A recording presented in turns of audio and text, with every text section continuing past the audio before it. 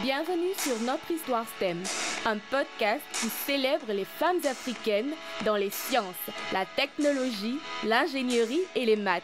Ici, on échangera avec des femmes fabuleuses sur leur parcours dans les STEM et elles nous partageront leur accomplissement, leurs difficultés et aussi les leçons qu'elles en ont tirées. Auditrices et auditeurs de Notre Histoire STEM, nous recevons aujourd'hui Lafissou Ruth Kwaku, qui est ingénieure planning avec le groupe Cola. Alors Lafissou, nous sommes vraiment contentes de t'avoir avec nous aujourd'hui. Comment est-ce que tu vas? Bonjour Dominique, je vais très bien. Bonjour à tous les auditeurs. C'est un énorme plaisir, un honneur de participer à ce podcast. Alors, tu peux nous te présenter un peu pour nos auditeurs? Alors, comme Dominique l'a dit, je m'appelle Kwaku Lafissou Ruth Kono. À l'heure où nous enregistrons ce podcast, j'ai 25 ans. Je suis ivoirienne. Que dire de plus? J'ai fait tout mon parcours scolaire en Côte d'Ivoire. J'ai étudié au Burkina Faso et aujourd'hui, je suis en poste dans le groupe Colas Afrique en tant qu'ingénieur planning sur le projet de la route du Nord. Quel est ton parcours académique? Alors, j'ai été en primaire au 7 mai de zone 4. Ensuite, j'ai fait le lycée Sainte-Marie qui est reconnu comme étant un lycée d'excellence de la 6e à la terminale C. J'ai eu un bac C et j'ai obtenu une bourse pour aller à l'Institut international de l'eau et de l'environnement, en abrégé 2E au Burkina Faso, où j'ai fait 3 années, on va dire, de tronc commun. J'ai commencé une pré-spécialisation en 3e année en génie civil. Ensuite, j'ai fait 2 années de master en génie civil, option route et ouvrage d'art. Donc, j'ai terminé en 2016. En novembre 2016, j'ai soutenu. Et ensuite, voilà, j'ai commencé à travailler en mai 2018 dans le groupe Colas. Quel est ton parcours professionnel? Alors, déjà, j'ai eu ma première expérience en entreprise en 2013 avec l'AGERoute, l'agence de gestion des routes de Côte d'Ivoire, où j'étais chargée de superviser l'avancement des travaux au niveau de bitumage de la voie devant l'ambassade de Chine et des voies contiguës dans le village d'Akwedo. Donc ça a été ma première expérience. C'est surtout cette expérience-là de mon stage d'immersion qui m'a fait véritablement aimer le génie civil, parce que je savais que je voulais faire quelque chose qui allait impacter les populations, mais j'hésitais entre différents domaines, étant donné qu'à 2 yeux, on avait plusieurs cursus, l'énergie, l'électricité, l'eau et le génie civil. Donc vraiment, ce stage à l'AGERoute, ça a déclenché quelque chose en moi. Ensuite, en 5e année, j'ai eu aussi à faire un stage au laboratoire de l'école, bien entendu. Et puis après, en 5e année, j'ai fait un nouveau stage en entreprise. Cette fois, c'était avec l'agence de gestion du projet d'urgence de renaissance des infrastructures de Côte d'Ivoire, le PRICI. Et j'ai eu à travailler avec l'entreprise avec laquelle Colas est en groupement en ce moment, DTP Terrassement. Donc, j'ai travaillé avec DTP Terrassement quand j'étais avec le PRICI. Et ensuite, après cette expérience-là, j'ai cherché du travail. C'est pas très facile en Afrique. J'ai cherché du travail et ensuite, je suis rentrée dans le groupe Colas où je suis en poste maintenant depuis 2 ans. Voilà. Wow, c'est fantastique ça. Alors, pourquoi le génie civil?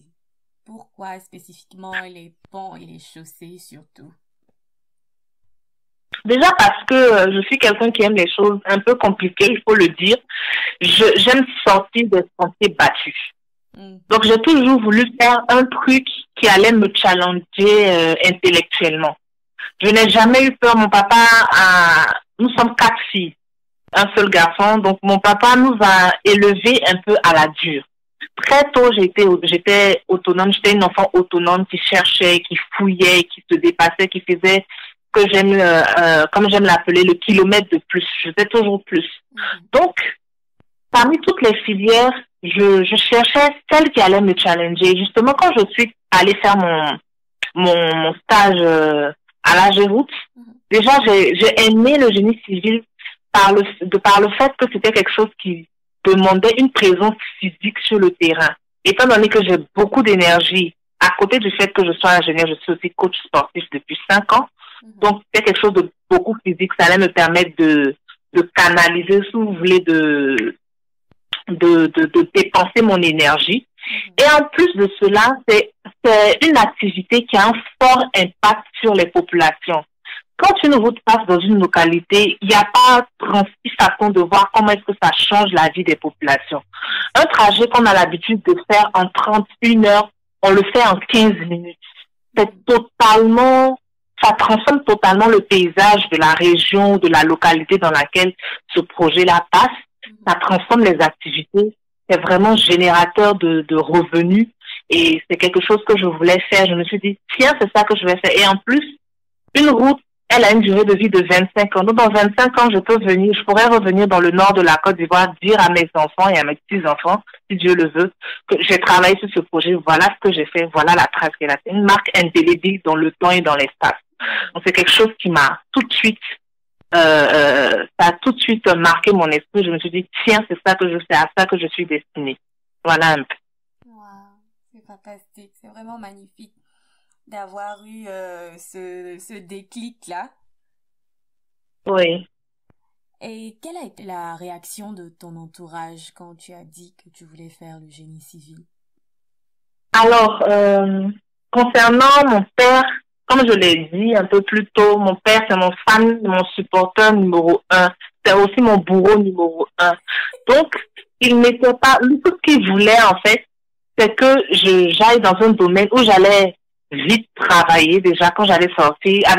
On cherche toujours un domaine avec des débouchés un peu faciles et puis certains aussi. Voilà. Donc, il voulait un domaine qui n'allait pas trop me fatiguer dans la recherche d'emploi. Malheureusement, Dieu en a décidé ainsi, mais c'était pour mon bien aussi à l'époque. Et il voulait aussi que je sois dans un domaine où j'allais me sentir à l'aise et j'allais aimer ce que je faisais et qui payait bien aussi. Donc, quand je lui ai parlé du génie civil, étant donné que depuis une dizaine d'années, le pays est en totale reconstruction, il faut dire que pendant un certain moment, on n'a pas eu de grands projets de construction d'infrastructures routières. Mais depuis un certain moment, on a des projets à Abidjan, on a des projets à l'intérieur du pays. La route du Nord, elle a deux lots, en réalité, c'est 220 kilomètres. Et nous, on est sur 125 kilomètres. Donc, il y a tellement de projets de réhabilitation, de construction de nouveaux ouvrages que il y avait un paysage, une perspective pour moi d'emploi. Donc, il s'est dit, OK, pas de souci, tu peux le faire si tu aimes. Et les arguments que je viens de vous donner, ce sont les arguments que je lui ai donnés. Donc, ces arguments lui ont paru valables. Donc, il a été pour moi vraiment supporté. Il m'a aidé dans la recherche d'emploi, dans la recherche de stage et tout ça. Il m'a vraiment beaucoup soutenu. Maintenant, concernant ma mère, je suis issue de mon côté maternel d'une famille où les femmes n'ont pas eu un niveau d'éducation élevé. Voilà, ma grand-mère n'est jamais allée à l'école. Ma mère s'est arrêtée. Elle n'a pas fait le collège ni le lycée. La plupart de mes tantes, ce fut le cas. Pas assez de femmes diplômées. Donc, déjà, je me souviens, même quand j'ai eu mon bac, ma grand-mère a failli faire une crise cardiaque parce que c'était la première fois. Je suis son premier petit enfant. Donc, ça a eu une symbolique forte. Elle s'est dit, oui, c'est un nouveau cycle qui commence, c'est une nouvelle génération qui commence, une génération de femmes et de petits enfants qui vont relever le flambeau. Et ma mère, elle a été vraiment contente pour moi. Elle m'a accompagnée, elle m'a dit, qu'est-ce que tu veux faire? Tu veux pas travailler dans le bureau, tu veux pas porter de jolis talons? Parce qu'elle se disait, ouais, ma première fille va travailler et puis je vais pouvoir faire le malin et tout ça. Mais elle m'a dit, OK, si c'est ce que tu veux, c'est ce dans quoi tu es à l'aise. L'essentiel, c'est qu'aujourd'hui, tu as placé la barre haut pour nous, pour tes frères, pour tes soeurs, pour tes cousins, et c'est déjà un grand accomplissement. Donc, moi, je te soutiens à fond. Et ils sont derrière moi depuis le temps. Donc, j'ai vraiment pas eu de problème de réaction négative par rapport au choix du domaine que je voulais faire dans mon entourage direct. Alors là, pas du tout. C'est magnifique, ça. Et aujourd'hui, si tu devais orienter une auditrice sur ta position, comment est-ce que tu lui décris l'ingénieur routier? Alors, ça, c'est une question assez intéressante parce que jusque-là, tout est féerique dans ce que je dis, hein, tout va bien, tout se passe bien et tout. Mais je vais parler justement de cette période de blanc que j'ai eue dans ma recherche d'emploi. il c'est pas, mon parcours n'est pas le parcours typique, mais c'est quelque chose qui arrive. Vu que ça m'est arrivé, il faut que les gens aient conscience, surtout les femmes qui vont s'engager sur cette voie. Les gens souvent ont des réticences. Aujourd'hui, un peu moins, mais ça existe toujours, des réticences à embaucher un ingénieur féminin.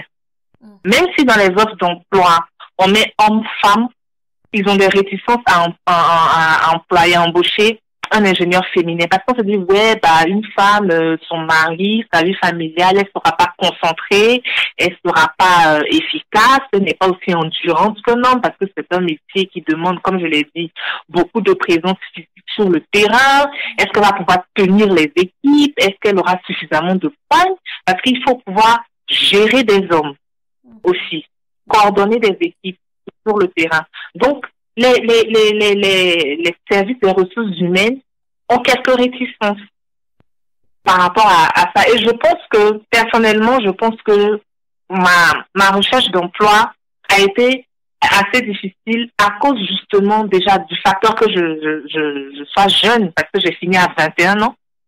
Donc, j'étais jeune. Et je suis une femme. Donc, c'est quelque chose qui a toujours été un avantage pour moi. À la fin de mon parcours, ça s'est révélé comme un certain handicap. Donc, il faut que la jeune fille qui décide de s'engager, parce que c'est un métier magnifique, quel que soit ce qu'on va dire, c'est un métier magnifique, il faut qu'elle soit au courant, qu'elle soit consciente que ce sont des obstacles qu'elle peut rencontrer, parce que c'est des choses qui sont ancrées dans la mentalité des gens. Et je pense que c'est à nous qui sommes maintenant dans le domaine de prouver que il n'y a aucune différence entre un ingénieur génie civil masculin et un ingénieur génie civil féminin. Parce que quand on te donne des objectifs, des rendements à atteindre, peu importe ton genre, tu tiens tes équipes, tu fais ce qu'il y a à faire et tu atteins tes objectifs. Exactement. Donc, c'est à nous justement de marcher dans l'excellence. On a un travail on doit faire beaucoup plus que les autres parce que les autres ne viennent pas avec cet a priori, cette étiquette-là collée sur le front, malgré eux. Nous, on arrive avec ce handicap, avec ce désavantage. Donc, on a à travailler 2 fois plus. Mais je n'ai aucun problème et c'est avec fierté que je trace la voie, justement, pour que mes petites sœurs, que mes filles, demain, sont rentrées dans ce domaine-là, faire ce qu'elles aiment, sans qu'il y ait des a priori. Parce qu'on va dire, il y a des femmes qui étaient là, elles ont fait ça. Elles sont des exemples, elles sont citées en exemple. Donc, c'est vraiment important, mais voilà, c'est pas un domaine facile, c'est un domaine très rigoureux, très prenant. La vie sociale, c'est difficile d'avoir une vie sociale quand tu es à 400 kilomètres de la capitale, c'est difficile, mais je pense que c'est quelque chose qui en vaut la peine. Quand tu sais ce que tu veux et tu aimes ton pays et tu aimes donner de ta personne pour ce pays-là. Voilà. Alors, tu peux nous parler un peu du projet de la Grande Route du Nord? Alors, le projet de la Route du Nord, comme Alors, le projet de la Route du Nord, c'est un super projet. C'est un projet qui fait peur. Ouais. C'est un projet qui fait peur. Un projet qui part de Boaké jusqu'à Kanaolo, qui fait 125 kilomètres. C'est un projet énorme, c'est un projet de titan. Donc, pour ce projet-là, on a dû ouvrir une carrière proche de Boaké. On a cherché partout une carrière qui répondait aux caractéristiques qui étaient dans le marché. Donc, au niveau des essais, de la dureté, surtout du caillou qu'on allait utiliser, mettre en œuvre. Donc, on a trouvé cette carrière-là à 7 kilomètres de Boaké. On l'a monté de toutes pièces. On est venu avec notre propre matos et tout ça. On l'a monté de toutes pièces. Elle a environ, je pense, 1 million, je ne sais plus si c'est de tonnes ou de mètres cubes à produire, mais une quantité énorme. Aujourd'hui, en fin de projet, on a tout produit. Mais il faut dire qu'au départ, c'était pas gagné. Donc, on a monté ça de toutes pièces. Ensuite, il fallait constituer des équipes, les ateliers, parce que 125 kilomètres, on ne fait pas ça avec une seule équipe, on va faire avec plusieurs. Donc, il y a une équipe qui prenait le chantier depuis le nord, une qui prenait depuis le sud, parce qu'on a divisé le chantier en 2 pour que la charge de travail soit vraiment allégée. Et donc, les équipes travaillaient, elles avançaient, elles sont venues se croiser à un certain moment. Voilà. Donc, on a monté les couches avec cette configuration. Depuis la couche de fondation jusqu'à la couche de roulement, on est parti sur cette configuration. Donc, ça fait que c'est 600 personnes en propre qui sont venues travailler dans cette région, sans compter les sous-traitants. Au pic des ressources humaines, nous étions 1 millier de personnes sur ce projet. Wow.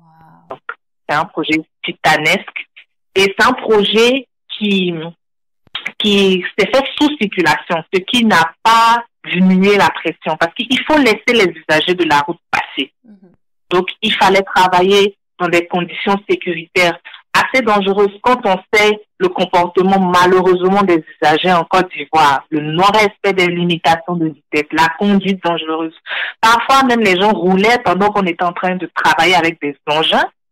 Donc, dans l'atelier même, au lieu de respecter la demi-chaussée, c'était compliqué. Donc, c'était aussi un défi sécuritaire pour nous. Donc, heureusement, Dieu faisant les choses, on a su relever ce défi-là, les défis techniques, on en a eu parce que il y a une différence entre ce que vous faites à l'étude et ce que vous venez faire en exécution. Donc, sur le terrain, on a trouvé beaucoup de problèmes, il faut le dire, mais c'était justement ça, la chose qui m'a le plus ébloui, la capacité de l'esprit humain à dépasser, à transcender les obstacles. Les gens se sont mis de façon collégiale à rechercher des solutions. On a trouvé les solutions et aujourd'hui, on est à Katiola sur la dernière couche en train de terminer justement le projet.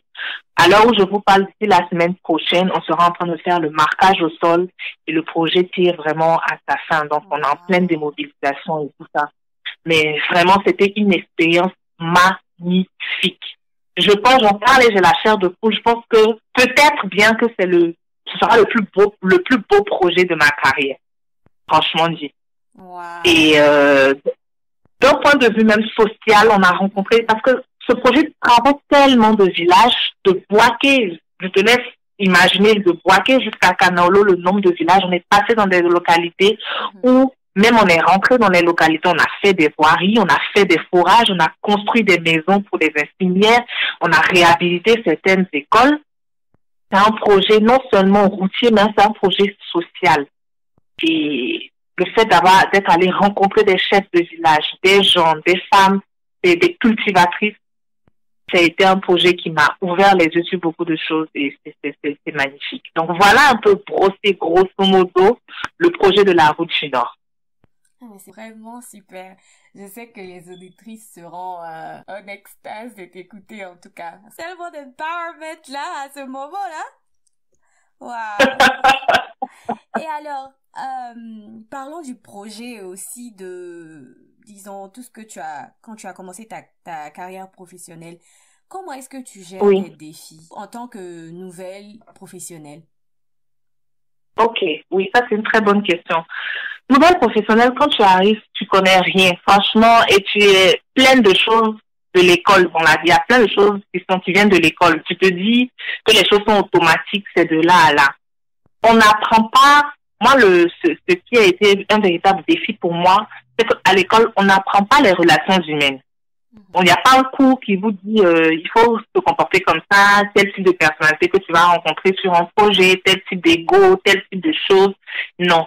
Donc, quand tu arrives, c'est surtout ça qui te dépayse, qui te bouleverse. Et c'est ça qui m'a bouleversée. Mais il faut identifier justement les personnes sur lesquelles tu peux te reposer et puis avoir beaucoup d'humilité. C'est vrai, tu es brillant. Tu es sorti major de ta promotion, voilà, tout est bien, tout est carré, tes bulletins sont bien. Mais quand tu arrives, dis-toi que tu pars de zéro, from scratch. Et tu dois te reposer sur des gens, tes aînés, tes responsables. Et moi, c'est ce que j'ai fait. Je posais énormément de questions. Ça en devenait souvent agaçant. Mais je me dis, je ne vais pas rester dans mon coin et faire genre la meuf qui connaît, alors que je connais pas, et demain, ça va me créer des problèmes. Je préfère demander. Donc, je posais beaucoup de questions. Comment est-ce que ça se passe? Comment on met en œuvre ça? Pourquoi? Quelles sont les raisons? Donc, on m'orientait. Si on ne pouvait pas me donner des réponses, là, tout de suite, on m'orientait vers des sources, des ressources dont je partais lire, je partais chercher, je fouillais. Donc, ça a fait que très vite, j'ai pris la température des choses. Maintenant, après, il faut avoir beaucoup de résilience, beaucoup de persévérance. Parce que au départ, je pensais que, étant donné que j'étais tout le temps plus ou moins brillante, donc les choses allaient couler de source, on allait me donner ce qu'on me doit. On ne vous doit absolument rien. Rien du tout. Si vous voulez quelque chose, vous devez aller le chercher. Et des fois, je mets un griffe de force. Vous devez, si on vous chasse par la porte, vous devez rentrer par la fenêtre. Et ça, c'est mon directeur de projet qui me passait son temps à me le répéter. Si je te chasse par la porte, rentre par la fenêtre. Trouve un moyen d'obtenir ce que tu veux.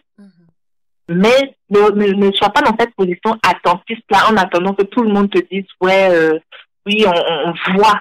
On suppose que tu es brillant, donc on va te donner telle responsabilité. Donc, c'est comme ça que j'ai gravé justement les échelons. Parce que je suis arrivée, comme je l'ai dit, mon âge a pesé sur moi.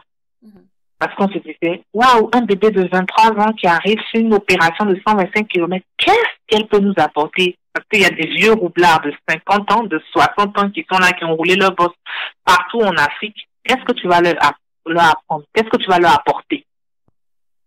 Ça a été difficile. Au bout de 5 mois, on s'est rendu compte que, tiens, elle est vive, elle peut faire ci, elle peut faire ça, elle comprend vite les rouages, on peut lui faire ceci, cela. Et donc, on a commencé à me donner des responsabilités et on a commencé à me dire, planifie la production de la carrière pour que la carrière ne soit pas en déphasage avec l'exécution. Pour que la carrière produise toujours les besoins de l'exécution. Donc, regarde ça. S'il y a des problèmes, fais des alertes.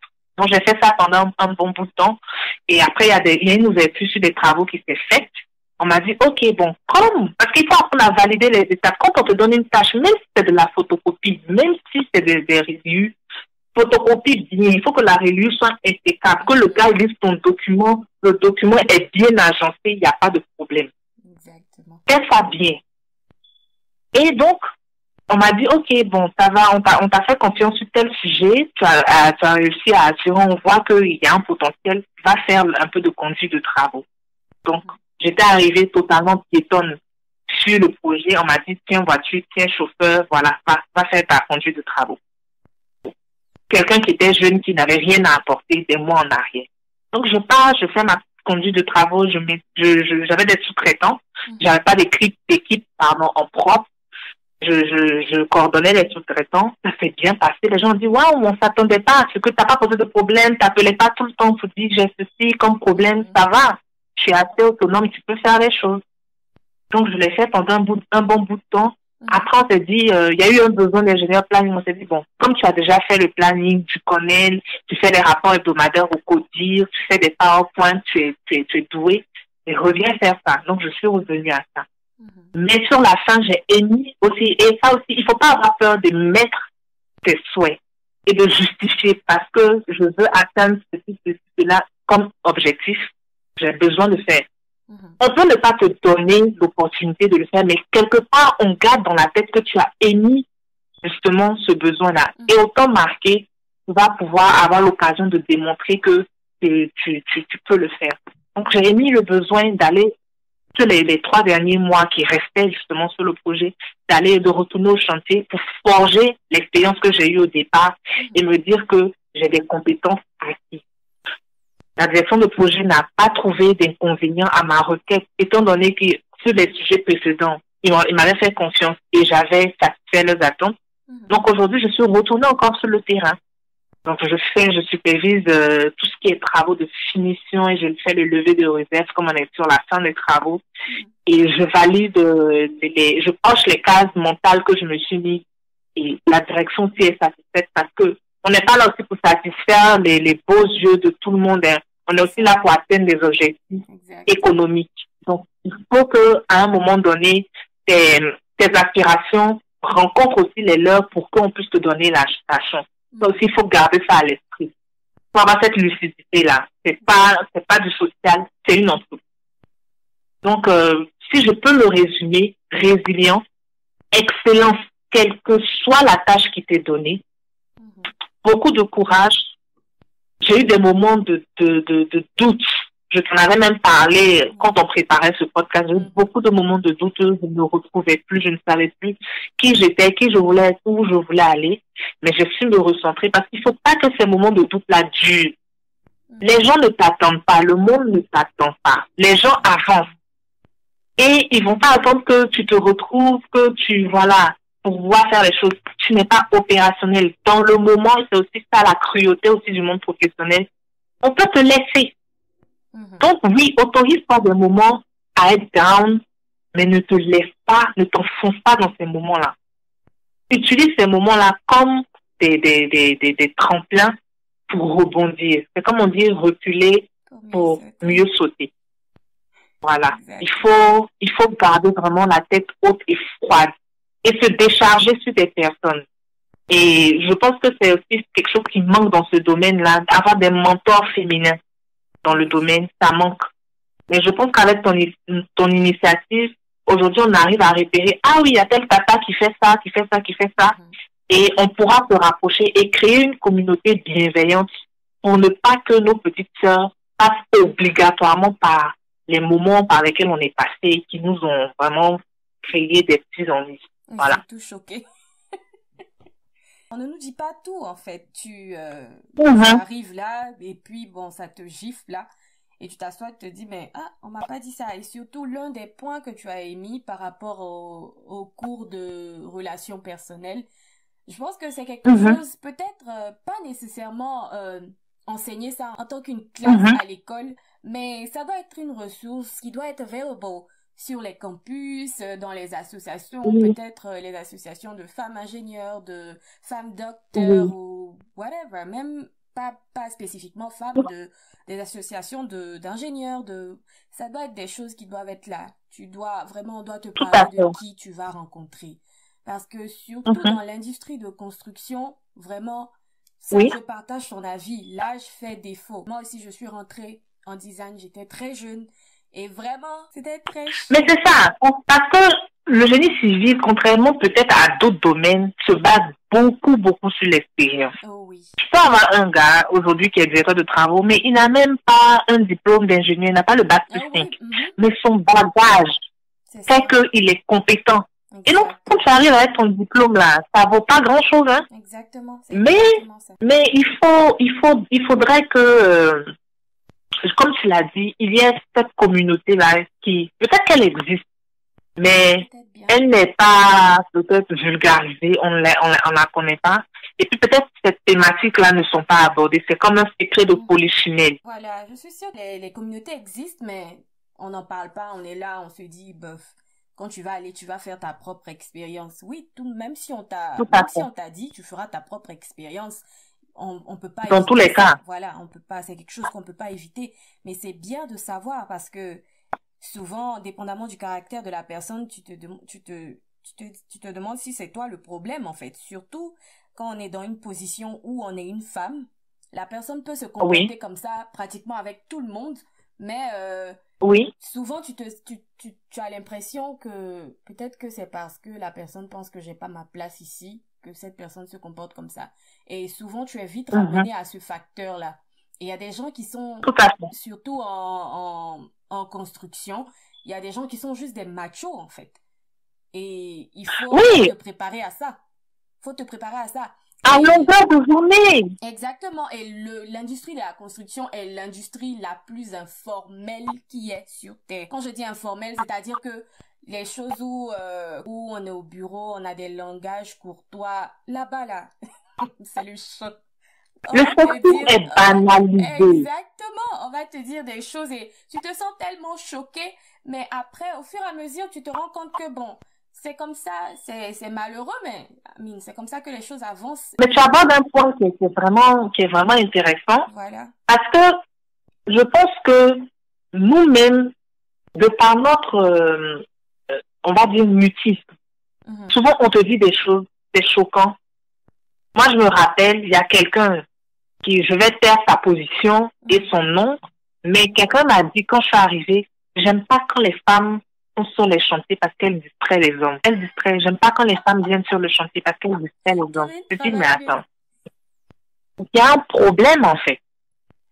Il y a un autre entend qui m'a approché. En fait, tout le monde veut essayer de te mettre dans une boîte et puis de te laisser sur le côté. On veut créer un truc et il veut que toi tu rentres dedans parce que c'est ça qui les arrange. Je ne suis pas responsable de ton incontinence et de ton manque de contrôle de soi. Je ne suis pas responsable de ça. Je ne suis pas venue gérer ça. Tu ma fiche de poste là. À aucun moment on a précisé ça. Exactement. Donc quand j'arrive, c'est ta responsabilité à toi morale de te rappeler que tu es une femme à la maison et que tu n'es pas venue ici pour t'amuser. C'est ça. Ça, c'est toi et ça n'a rien à voir avec le travail.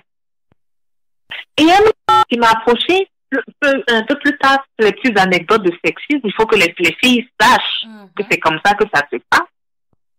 Il m'a approché, qui m'a dit, écoute, ouais, t'as porté un pantalon, nous on est célibataires ici, hein. Je dis, écoute, moi aussi je suis célibataire, hein.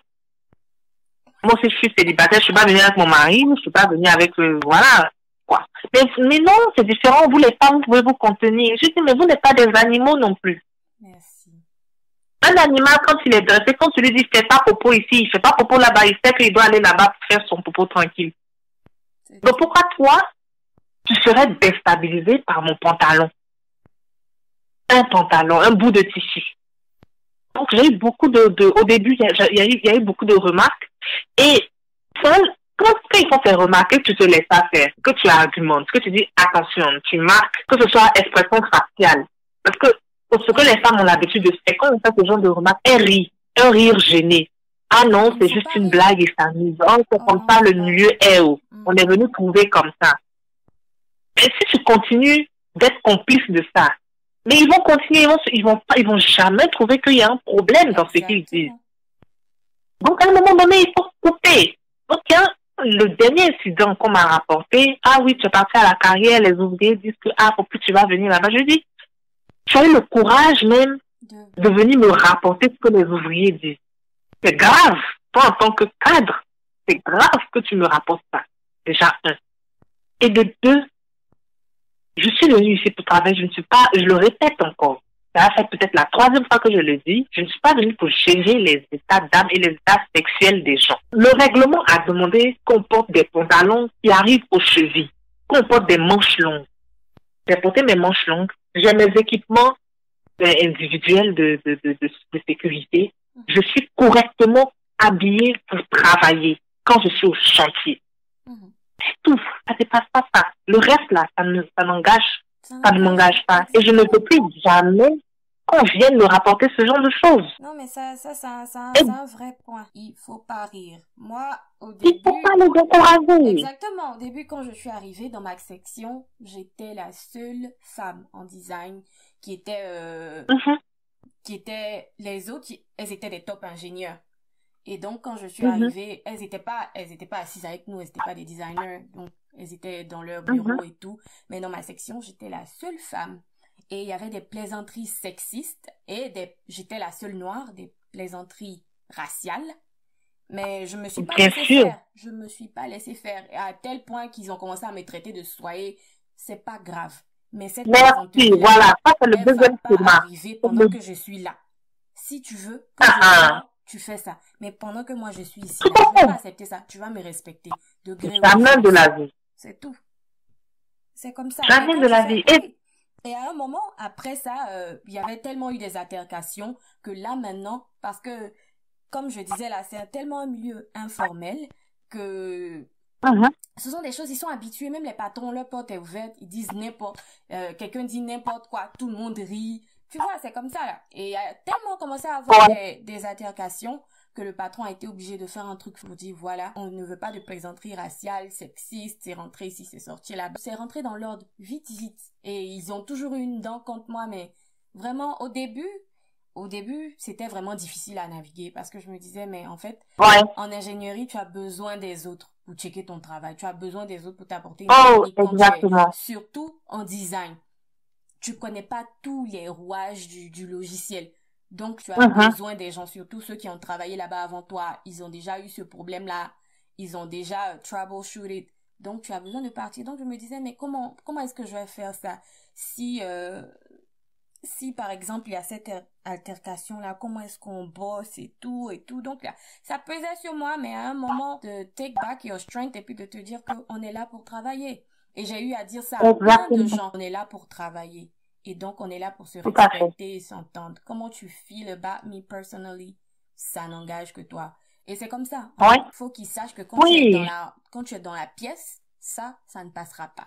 C'est comme ça. Faut pas engager. Au début, quand on dit les choses, je ris, mais je venais d'arriver. Je me dis, j'avais tellement peur et j'ai duré pour trouver du travail. Faut pas ça comme ça. Donc là, j'étais dans mon coin quand on faisait les plaisanteries et tout. Et les plaisanteries de race même là, je pouvais me suicider. À midi, j'appelais mon mari, je parais dans ses oreilles. Tout ce que je pouvais pas dire aux gens là, je criais, je pleurais dans ses oreilles. C'est à lui que tu disais. Et maintenant, quand je suis dans la pièce, je ris juste. Et à un moment, je me suis dit non, mais en fait, tu peux pas continuer comme ça parce que tu ne vas pas être en train de profiter de ta carrière, tu vois.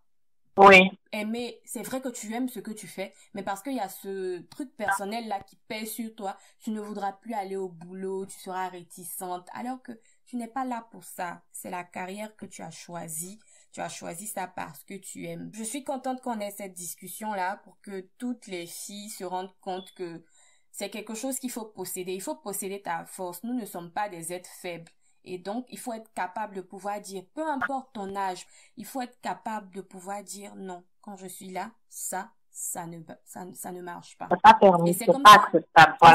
Et sans le savoir même, tu te fais respecter en fait. Parce que moi, Tout à fait. Exactement. Quand je quittais mon premier boulot là, il y a plein des collabos du patriarcat qui sont venus me dire mais vraiment on admire ta force et tout parce que il y avait tout ça mais tu disais jamais rien, tu mettais tout le monde à sa place. Qui font comme s'ils ne te regardent pas, mais en fait, là, ils sont vraiment intimidés et ils trouvent que tu es vraiment forte, en fait. Et une fois, il y a une go qui m'a appelé, elle me disait que il y a eu une situation au boulot et plein de gars ont dit, ça là, si Dominique était là, tout allait être réglé. Donc, c'est ça, c'est vraiment important de posséder ta force et de surtout ne pas céder aux plaisanteries sexistes, ne pas alimenter ça. Après aussi, il faut souligner que, justement, ce genre de comportement de plus en plus fait, c'est-à-dire ce genre de réaction que nous avons fait, que il y a des hommes, je vais pas dire que tous les hommes ici sont comme ça, il y a des hommes qui sont restés hyper professionnels jusqu'au bout, de bout en bout. Et j'ai vraiment apprécié parce que justement peut-être eux aussi, des fois c'est un comportement qui est enregistré, c'est presque comme un réflexe. Chez eux, ils n'ont pas, leur conscience n'a pas marqué cela comme étant quelque chose de mauvais. Exact. Donc, ils le font pratiquement sans réfléchir. Quand des fois tu leur dis tu as des débats, mais non, mais moi je suis défenseur de la femme, mais moi je suis truc, mais il y a ces petits comportements-là qui sont des choses qui ne sont pas défenseurs de la femme, quoi. C'est des choses à bannir. Donc, quand tu as ce genre de réaction, ça permet de recadrer, de corriger leur comportement. Et je salue justement l'humilité de ces personnes-là qui enregistrent justement ce retour qu'on a et qui ne perpétuent plus un certain comportement sur les projets, les autres projets sur lesquels ils vont. Donc, ces genres de personnes-là, je les ai rencontrés, j'ai travaillé, j'ai pris du plaisir à travailler avec des personnes professionnelles, humainement bonnes, professionnellement bonnes. Après, il y a un certain schéma aussi qui se répète des fois quand tu as ce genre de réaction.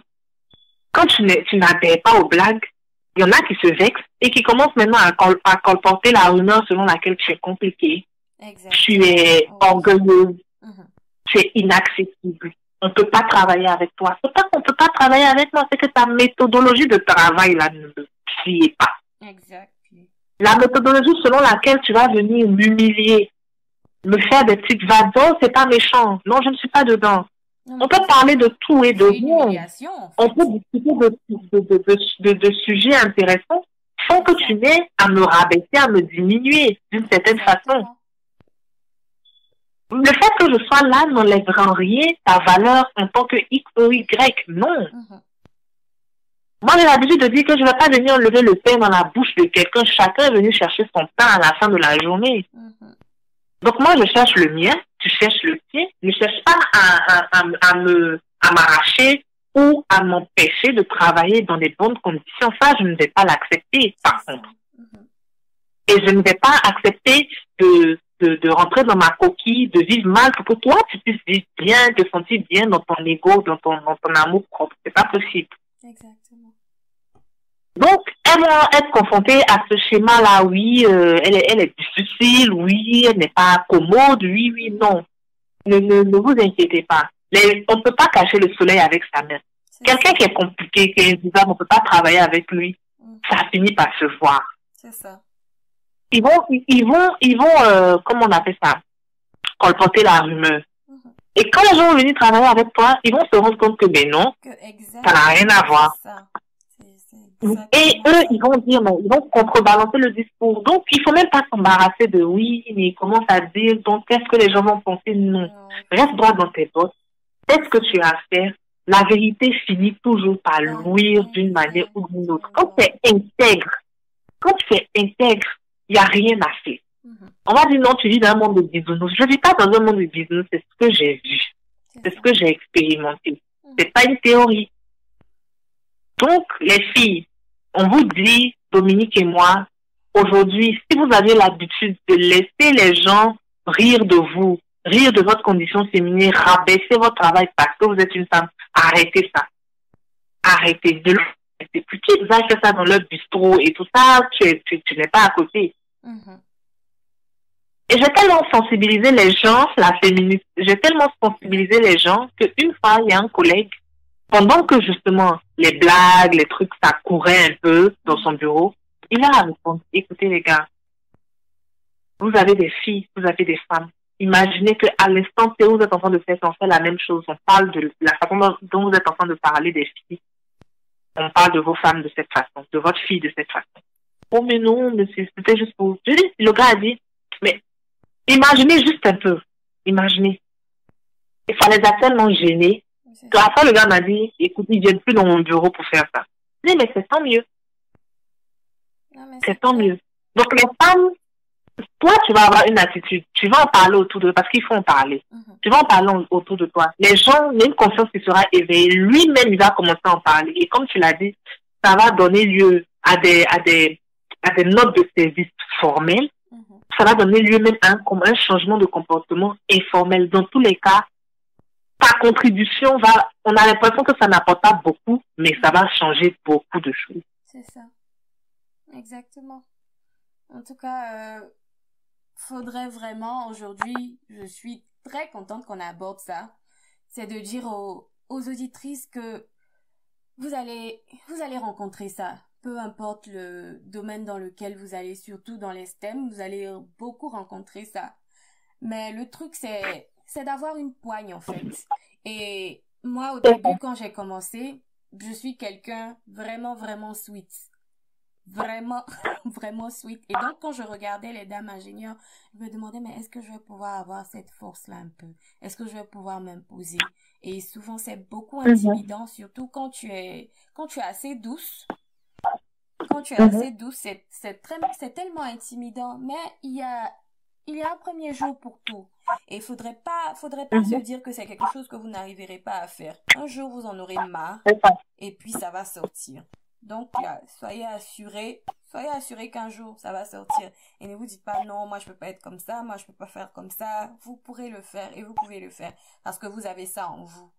Donc, il n'y a pas à s'inquiéter. Mais c'est vraiment un point important. Comme on a voulu pour cet épisode-là. C'est de se dire, de pouvoir, comme on dit, dire les vérités, en fait. Rien n'est rose, en fait. Quand on nous voit sur les réseaux sociaux, avec nos bouts d'ingénieurs, ok, on a fait ce chantier-là, et tout. C'est pas rose. C'est pas du tout ça. Il y a des relations intrapersonnelles avec les gens. C'est dur. Oui. Mais on est là parce qu'on aime. On est là parce qu'on est passionné. Et donc, si vous êtes passionné, ne laissez pas cet aspect-là vous dire non, ça sera trop difficile. Dans la vie, qu'est-ce qui n'est pas difficile? Tout est difficile, mais tout à fait. C'est de pouvoir arriver dans une position où on profite de sa carrière. Et c'est possible de profiter de sa carrière de STEM dans un monde ou qui est dominé par les hommes. C'est possible, c'est tout à fait possible.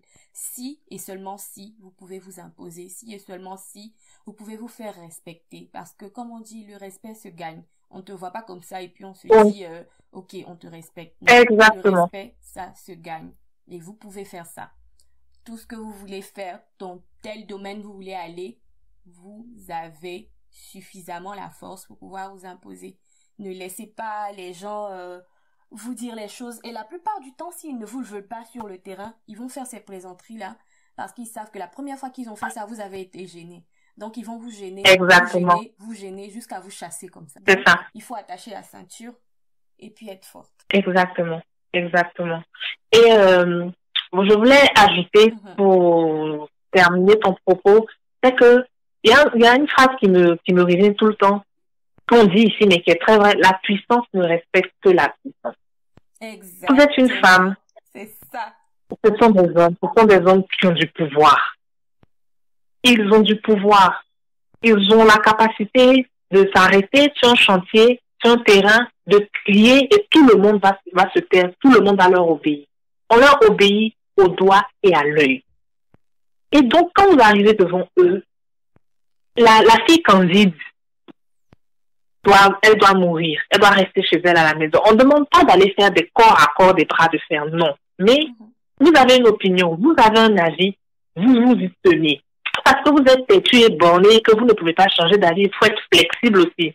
Mais il faut pouvoir défendre ses opinions. Oui, moi je pense que c'est comme ça, parce que techniquement, ceci, cela.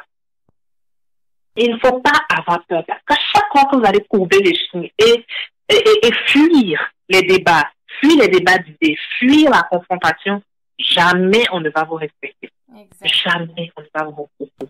Sur le chantier, c'est la puissance qui est respectée. C'est ça. Quand tu arrives, je ne veux pas que vous arriviez en retard. Il faut être ferme. Il ne s'agit pas de crier ou d'être hystérique. Non, le cliché de la femme hystérique est folle. On quitte aussi là-dedans.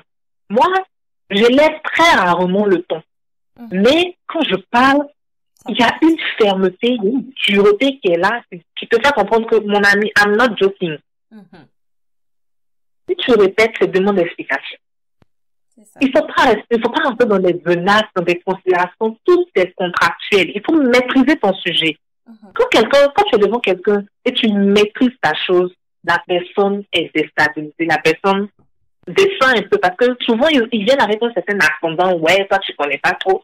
Et quand tu leur réponds que tu maîtrises ton sujet, que voilà, ça redescend tout doucement et ça fait le travail.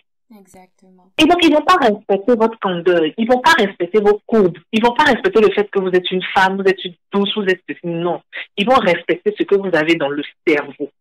Et ce qui est dans le cerveau là, il faut tout le temps chercher à le renouveler. Il faut pas reposer sur ses lauriers. Ah oui, je connaissais ça, je maîtrisais ça dans mon ancien chantier, je sais faire ça, donc je vais pas à me renouveler. Non. Tu arrives quelque part, tu t'adaptes, tu regardes, tu te renouvelles. Et puis, tu maîtrises. Toujours, tu reprends ce chemin-là. Tu maîtrises. Et c'est comme ça qu'ils vont respecter. Eux-mêmes vont s'en rendre compte. Au départ, des gens qui doutaient, elle fait quoi sur le chantier? Les gens ont dit, quand elle était là, ça marchait bien. Exactement. Moi, une fois, à un moment donné où je ne m'attendais pas à ce genre de retour-là, il y a un monsieur qui a fait une remarque, il a dit, oui, Ruth, elle bosse bien. Je dis, waouh! J'aurais jamais cru. Exactement. Mais c'est comme ça, parce que, comme je l'ai dit, la puissance respecte la puissance. Si on est puissant à 21 ans, on est puissant à 25 ans, on est puissant, peu importe son âge, tant qu'on maîtrise ce qu'on fait. Voilà. Je suis contente qu'on ait pu aborder ce sujet-là. Moi aussi. Et puisqu'on est dans cette lancée de pouvoir vraiment casser un peu les tabous et tout dire, oui. Je veux qu'on parle un peu de cette période où tu nous disais que tu ne savais plus si c'était le choix de carrière que tu voulais. Je veux un peu que tu puisses parler un peu de ça et parler de l'importance d'avoir des gens qui nous guident dans tout ce qu'on fait. Émotionnellement, j'étais vraiment atteinte à un moment donné parce que j'avais encaissé tellement de coups et aussi je ne voyais pas, par rapport à mon projet professionnel, je ne voyais pas là où j'étais, la position dans laquelle j'étais, comment est-ce que j'allais faire pour atteindre l'objectif. Donc, ça avait commencé vraiment à me peser. Mes journées me paraissaient monotones, répétitives et inintéressantes. Et je sombrais petit à petit dans la dépression. Donc, on n'en parle pas beaucoup de la dépression au travail, mais c'est une réalité. C'est une réalité. Et peut-être pas, aujourd'hui, c'est pas la plateforme pour en parler, mais il faudra peut-être songer à avoir un moment spécial où des gens vont témoigner. Voilà. Donc, j'étais dans ça. Et, comme tu l'as dit, il y a eu, j'ai eu, on va dire, la clairvoyance quand même de me tourner vers celui que je pourrais appeler mon mentor ici, le directeur de projet. Et je suis allée lui parler. Je lui ai dit, monsieur, voilà ce que moi, je voulais faire. Même les gens, quand ma vidéo, ma capsule est sortie sur Internet, les gens, voilà, ont été admiratifs et tout ça. Mais moi, je me sens un peu comme un imposteur. Parce que j'ai l'impression de ne pas être allée au bout, justement, de cette mission-là. Et ça me pose. Donc, je lui ai parlé vraiment. Et des managers, il faut aussi qu'on ait ça, qu'on ait l'opportunité d'avoir des managers qui sont à l'écoute et qui ont ce volet RH-là dans leur management. Bien-être au travail. Et on en a parlé, on a discuté sur le champ, mais il a pris, je pense, qu'il a pris une nuit même de réflexion par rapport au sujet. Parce que le lendemain, très tôt le matin, il m'a appelé dans son bureau. Et il m'a dit, il faut que tu déconstruises, que tu arrêtes de te sentir petite par rapport aux gens. Parce que tu te compares beaucoup par rapport et tu te dis que oui, par rapport à ceci, cela, tu devais être la même. Donc, tu te dévalorises toi-même. Déjà, toi-même, tu es un obstacle à ton épanouissement, à ton avancement. Parce que quand tu regardes ton parcours, regarde listement aujourd'hui ce que tu sais faire, alors que tu ne savais pas le faire quand tu arrives. Et effectivement, on s'est mis à citer. J'ai appris à faire des plannings, j'ai appris à coordonner la production d'une carrière. J'ai appris à faire de la conduite de travaux. J'ai appris à rédiger des rapports hebdomadaires pour des grands patrons. J'ai appris à faire X, Y. Donc, quand on s'est mis à citer, tu vois, tu penses que tu ne sais pas. Tu ne connais pas. Même le contract management aujourd'hui, l'administration de contrat, tu sais le faire.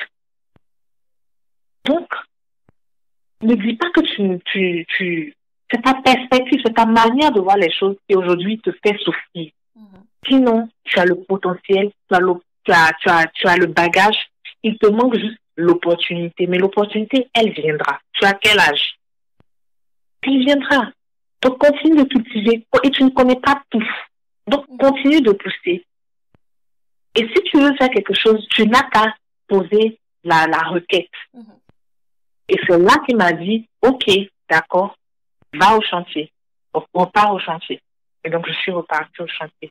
Donc, ça a été vraiment très salvateur pour moi parce que ce qu'il a dit, c'est effectivement ça. Des fois, quand on commence à entrer dans une routine, dans une monotonie, on a des pensées qui sont et qu'on pense vraies par rapport à notre avancement, mais c'est pas vrai. À un moment donné, il faut s'arrêter. Et ce qui marche dans la vie, en dehors du travail, la gratitude, ça marche aussi dans le travail. Quand tu t'arrêtes et tu fais le listing de tout ce que tu sais faire, de tout ce que comment est-ce que tu peux te vendre, comment est-ce que tu peux vendre tes compétences, tu te rends compte que, ouais, quand même, j'ai évolué. Et maintenant, tu pousses la réflexion un peu plus loin. Qu'est-ce que je peux faire pour pouvoir atteindre mon objet? Est-ce que ce que je fais en ce moment est suffisant? Et je me suis dit, non, c'est pas suffisant. Donc, je suis allée chercher des cours en ligne, des MOOC, et j'ai trouvé des MOOC et j'ai commencé à faire ces MOOC.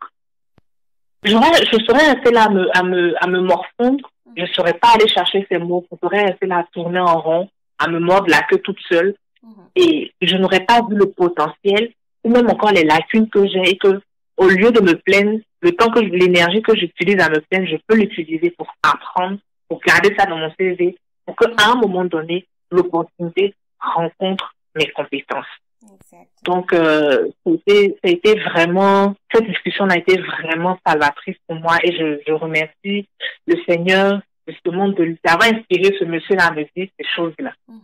On n'a pas toute la chance peut-être d'avoir quelqu'un de compréhensif. C'est pour ça que je soupire après cette communauté bienveillante. Ou quand une petite sœur va se retrouver dans ce même cas, qu'elle se souvienne que, ah oui, il y a ingénieur Lafissou qui était passé par là, je peux aller lui parler, et qu'on puisse parler et échanger. Exactement. Pour pouvoir limiter vraiment les dégâts. Parce qu'il y a plein de gens qui viennent au travail tous les jours, mais qui sont extrêmement malheureux. Oh, exactement. Et ils savent pas comment en sortir. Et ça se termine en burn-out. Ça se termine en dépression. Il y en a qui sombrent dans l'alcoolisme. Il y en a qui sombrent dans plein de vices. Juste parce que ils n'ont pas d'oreille. Et peut-être que le management n'a pas, comme je l'ai dit tout à l'heure, ce côté RH, développement, bien-être au travail. Et donc, ils n'arrivent pas à exprimer ce qui leur pèse. Et ça devient catastrophique. Donc, voilà un peu voilà, la période par laquelle je suis passée. Aujourd'hui, ça va, je suis épanouie, je fais mes cours, d'ailleurs, je suis en retard. Mais quand même, voilà, je tiens le bon bout. Alors, selon toi, est-ce que tu penses qu'on pourra arriver à avoir beaucoup de femmes en STEM? Oh oui. Oh oui, surtout en Côte d'Ivoire, on a tellement de projets. Ça pousse comme des champignons, hein. On a tellement de projets en Côte d'Ivoire que tous ces projets ne pourront pas se faire sans les femmes. Les filles, ça ne peut pas se faire sans vous. C'est pas possible. Tous ceux qui vous disent, ben non, c'est compliqué, c'est un métier de garçon, c'est un métier... Non, il n'y a rien de garçonnier dedans. Franchement, il n'y a rien que vous ne puissiez faire. C'est pas à vous d'aller prendre l'appel.